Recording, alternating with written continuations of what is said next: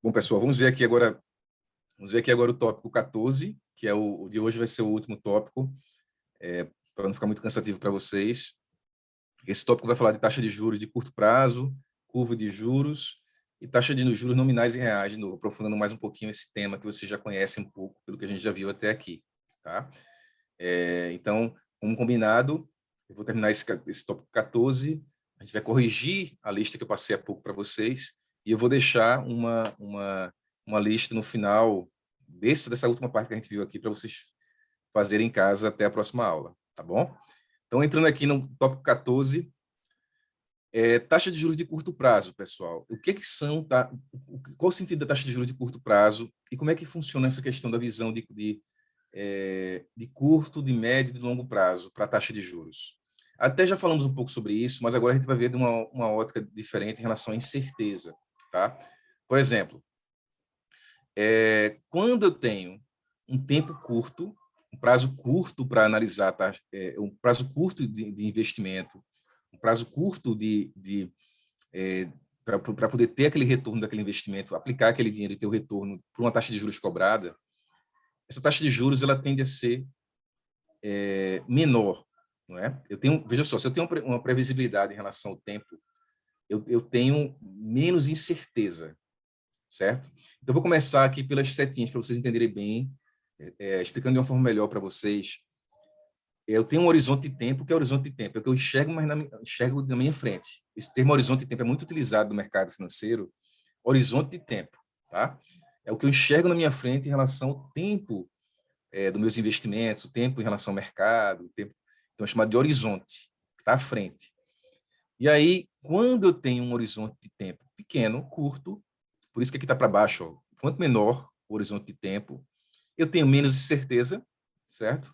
Porque eu consigo, você sabe, por exemplo, você sabe o que você, de acordo com o que você tem o seu planejamento do dia, o que é que eu vou fazer hoje à noite, amanhã, sábado, amanhã, você pensa assim, amanhã eu tenho minha programação já, eu sei o que vai acontecer de manhã, de tarde, de noite, final de semana, domingo, né? Domingo eu vou fazer isso, isso e isso, semana que vem, no início da semana que vem já tenho uma agenda, estou com minha agenda montada, então você tem previsibilidade em relação ao cenário, ao que você vai fazer, a sua agenda, né?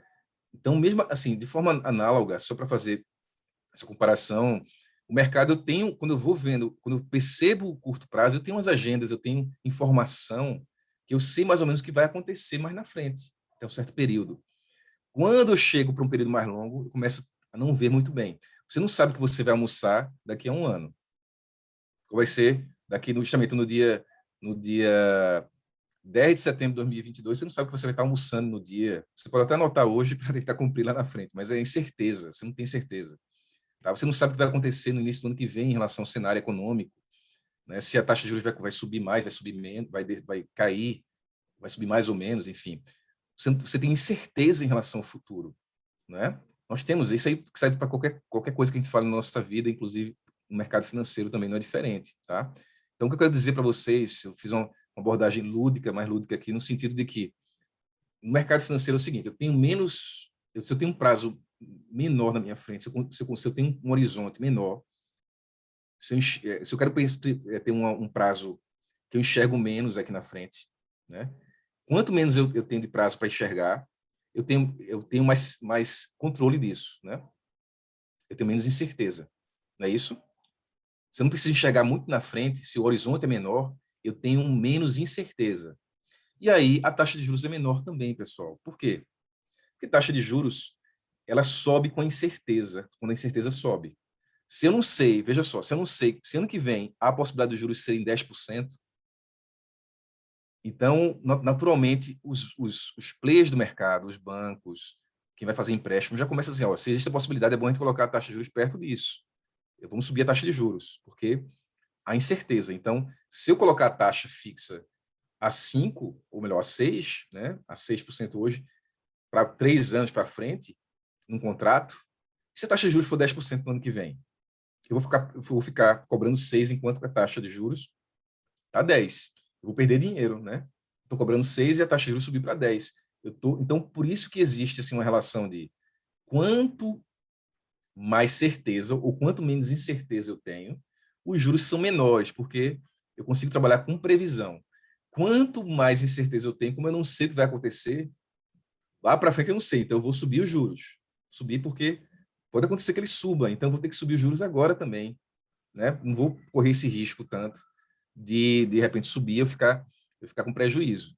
Então, a grosso modo, né, de uma forma tentando ser mais simples possível em relação ao conteúdo, em relação à forma de passar, é nesse sentido, tá? A relação para vocês, quando vocês, na prova, quando surgir alguma questão, quanto menor o prazo, eu tenho menos incerteza e eu tenho uma taxa de juros menor. Aí assim, a gente pode inverter essa setinha, não precisa colocar aqui a inversão, mas imagine todas elas o contrário, tá? Na posição para cima. Quanto maior o prazo, maior a incerteza, maior a taxa de juros. Essa é a relação que é preciso ter da taxa de juros de curto prazo em relação ao ambiente, em relação à incerteza. Tranquilo, pessoal? Fechado aí. E aí, quando eu falo de mercado de taxa de juros, eu preciso conhecer também um conceito importantíssimo, que é o conceito de curva de juros.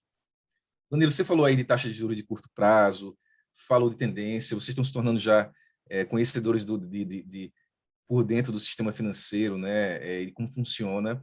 E aí eu tenho um conceito de curva de juros. O que é curva de juros, pessoal? Não é nenhum bicho de sete cabeças. Curva de juros é simplesmente o quê? Eu tenho uma projeção de juros futuro, não tenho? O Banco Central ele não altera a taxa Selic. A cada período de 45 dias ele faz as projeções da Selic. Mas essas projeções elas vão para frente, elas têm um prazo. Ele vai prever 2021, 2022, 2023, 2024. Existe projeção para essas datas futuras. E essa projeção de meta Selic os pontos da projeção geram um gráfico, geram uma curva, que é um gráfico. Eu vou marcando lá. Ó. Eu acho que é 5,25 agora, eu acho que vai ser 8 no final do ano, eu acho que vai ser 10 no final de 2022, 2023 pode chegar a 10,5, enfim. Aí vai marcando, tá? Eu marco os pontos aqui. Veja que aqui ele colocou como referência 3 em algumas, né? 3, outras 5, começando com 5.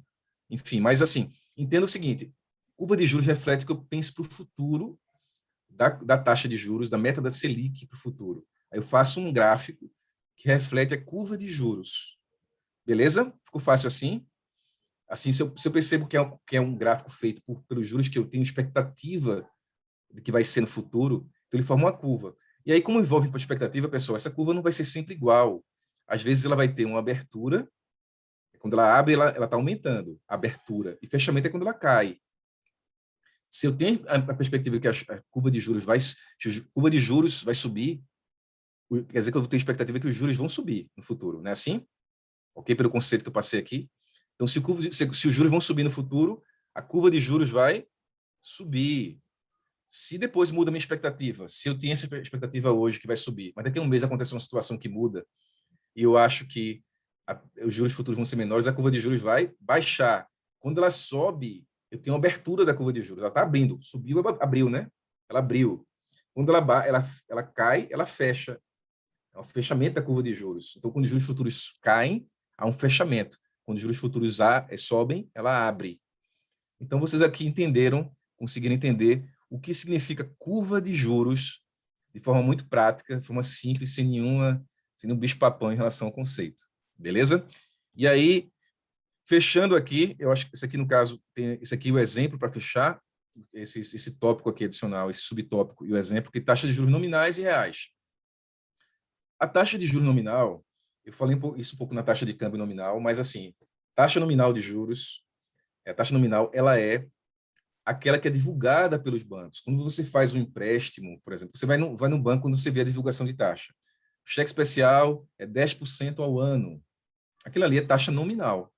O financiamento imobiliário pré-fixado é 7% ao ano, mais um índice, mais um ATR, mais o IPCA, mas é taxa nominal. Né? Eu vou fazer um empréstimo consignado. Nós vimos aqui, né, os produtos bancários consignados. A taxa é 2% ao mês. Aquilo é o quê? Taxa nominal. A que é divulgada é taxa nominal. Por quê? Porque aí, quando a instituição financeira ela não tem a obrigação de divulgar uma taxa que deduza a inflação, certo? Porque a taxa real ela é a taxa nominal descontada a inflação. Eu tenho a taxa nominal, eu desconto a inflação, eu deduzo a inflação, eu acho a taxa real, certo? Porque pelo próprio nome, a gente usa muito, eu e Antônio, que a gente usa muito a terminologia, a etimologia da palavra, ou melhor, sem redundância, usa muito a etimologia, que é o seguinte, você pegar pela palavra mesmo e dar o conceito. Real, taxa real é a que realmente eu tenho, real, porque eu tenho que descontar a inflação para ter uma taxa real. Porque, por exemplo, vamos dizer o seguinte, se eu disser assim, eu recebo de taxa de juros 10% ao ano. Danilo, mas a inflação foi 8%. Então, tu recebe 10 menos 8, tu recebe aproximadamente 2% ao ano, real. Porque tem inflação que tirou uma parte aí do teu ganho, né? A inflação, ela tira parte do ganho. Antônio, quer complementar, Antônio? Se puder complementar, é exatamente isso, Danilo. Você tem, por exemplo, eu ganhei, eu fiz uma aplicação na poupança, o pessoal às vezes não percebe isso, e ganhou no ano 5%, tá? Essa taxa que foi dada, como o Danilo falou, do banco, é a chamada taxa nominal. Tá lá, o banco me deu lá um rendimento de 5% na poupança. Poupança, inclusive, todo banco é igual. Só que naquele mesmo ano, a inflação foi 5%. Então, quando eu tirei o dinheiro um ano depois, eu passei a comprar a mesma coisa que eu comprava antes de aplicar. Qual foi o meu ganho real? Qual foi a minha taxa real? Foi zero. Se eu ganhei 5 e eu descontei 5, vai para zero. Nós que somos economistas, né, no caso do Danilo aí, que é um planejador financeiro, ele pensa muito na taxa real, né, Danilo, quando vai fazer um planejamento para os clientes dele. A gente vê muito no Instagram, por exemplo, o pessoal, se você ganhar 6% todo ano, 8% todo ano, 10%, para começar você não ganha 10, é muito complicado. Segundo, você não está ganhando 10 de verdade, você está ganhando 10% menos a inflação. Então as projeções são, né, não é menos mesmo, né, é um desconto, é um conceito de juros compostos. Mas se você ganhou 10% numa aplicação e a inflação foi 8%, você só ganhou aproximadamente 2%. Eu vou até fazer uma sugestão, Danilo, que a gente trabalhe a parte matemática, que estou analisando as provas da SESC Gran Rio, e tem questões dentro da parte de conhecimentos bancários que tem um pouquinho de matemática. Na aula de matemática financeira, a gente trabalha, aprofunda um pouquinho mais essa fórmula aí que Danilo colocou, a chamada fórmula de Fischer, que é calcular a taxa real a partir da nominal ou o contrário, né? Então, uma fórmula, como eu falei, de juros compostos, não é necessariamente a soma da taxa real mais a inflação, mas é bem próximo disso. Tranquilo? Show de bola, Amorim. Show de bola. Antônio Amorim é mestre em economia, né? Então, aqui, dá show aqui quando fala aqui em relação à questão de juros, né? Juros nominais e juros reais. Pessoal, então, assim, quando a gente fala sobre isso, assim, importante, assim, eu coloco aqui a fórmula, mas isso não vai ser, veja, isso não vai ser, você não precisa calcular nada de fórmula, até porque as questões são múltipla escolha, né? Nós vimos aí que é padrão SES Gran Rio, são 5 opções lá, e aí é importante você saber o seguinte, se cair uma questão sobre isso, e se por acaso cair a fórmula, ela é uma multiplicação que envolve taxa, não é simplesmente a soma. Por exemplo, taxa nominal, ela é aproximadamente a taxa real mais a inflação, é assim? Taxa nominal é igual a taxa real mais inflação. Por quê? Se eu quiser achar a taxa real, eu jogo para cá a taxa nominal menos a inflação, e aí eu acho, né, se eu tenho 10% e a inflação foi 8%, como eu falei há pouco, 10 menos 8, eu tenho 2% aproximadamente de taxa real. Não é assim? Agora, não é uma subtração nem uma soma, porque estamos falando de taxa. Em matemática financeira, aí vai ser uma multiplicação, uma divisão. Mas para vocês, dá para a gente perceber, e com certeza vai ser explorado assim. Então, aproximadamente é isso, tá?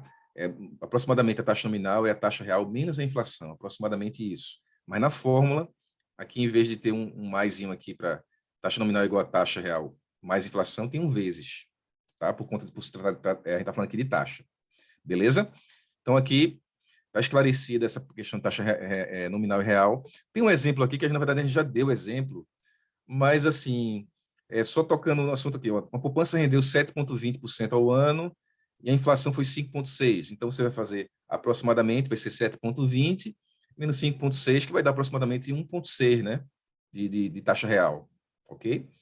Se você pensa que uma taxa real de 8, aí veja, cuidado com essas questões que envolvem, às vezes ele dá a taxa nominal e quer achar a taxa real, e às vezes ele dá a taxa real e quer achar a taxa nominal. Atenção, né? Ou ele pode dar taxa real e nominal e querer achar a inflação. Se você sabe o conceito, você não vai errar. Porque você sabe que se ele tem a taxa real de 8 e a inflação foi 5,6, então aí o que é que eu vou fazer? Eu vou somar, né, pessoal? 8 mais 5,6, então a taxa nominal foi aproximadamente 13,6. Aproximadamente, porque lembra aquele conceito que é um vezes em vez de um mais. Mas importante é saber que aproximadamente é a soma. É a taxa de 8 mais 5,6 aproximadamente, que dá 13,6 de nominal. O que eu ganhei, na verdade, quando eu tiro os 5,6 da inflação, eu ganhei 8. A taxa real é 8.